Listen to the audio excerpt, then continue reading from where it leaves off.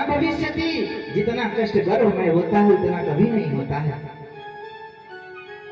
बालक जब गर्भ में रहता है तो माता का मन करता है मीठा खा लूं। माता मीठा खा लेती है तो कीड़े काटते हैं बालक को, गर्भ में कीड़े काटते हैं, बालक छटपटाता है लेकिन कोई बचाने वाला नहीं आता है। माता का मन करता है चटपटा खा लूं, मिर्च खा लूं।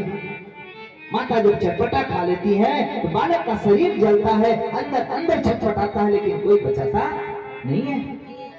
किसी प्रकार 9 महीने जब बीतते हैं, प्रसव वायु का वेग आता है और जीव गर्भ से बाहर आता है। माता देवहूति ने कहा तब तो अब संसार में उसे सुख मिलेगा। माता के चटपटे का दर्द नहीं होगा, माता के मीठा खाने से कीड़े काटने का दर्द नहीं होगा।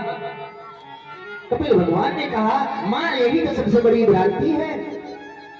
अरे जब बालक पैदा होता है पालने में मां मिटा देती है, बालक को खटमल काटता है, बालक को मच्छर काटते हैं, बालक रोता है और मां क्या सोचती है अभी अभी तो दूध पिला के आई फिर भी रो रहा है, काम नहीं करने दे रहा, कैसा बालक हो गया है, मेरे जी का जंजाल। बालक को मच्छर काटे, बालक को खटमल काटे, बालक का पेट दर्द करे, सिर दर्द करे, बालक बताएगा क्या मुझे क्या हुआ है। और माँ कह रही बस दूध पीने को बुला रहा, अभी पिला करके आई फिर बुला रहा।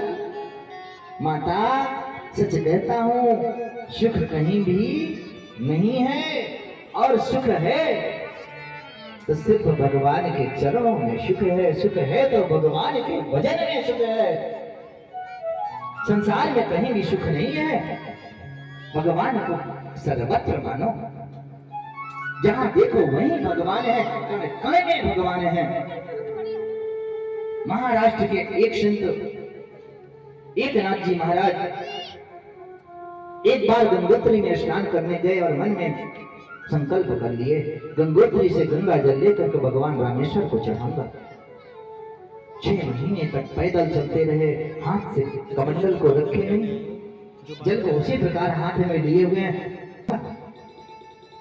उन्होंने ऊपर देखा मंदिर का शिखर दिखाई दे रहा था और नीचे देखा तो एक गधा प्यास से तड़प रहा था, मरने जा रहा था। उन्होंने ध्यान लगा करके देखा और विचार किया अगर गधा प्यास से मर गया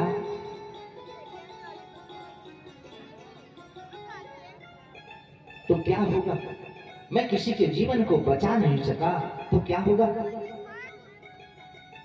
और इतनी मेहनत करके गंगा जल लाया हूं, अगर रामेश्वरम में नहीं चढ़ाया तो दोबारा जीवन में अवसर आएगा कि नहीं आएगा। बस उनके मुंह से अनायास ही निकल गया,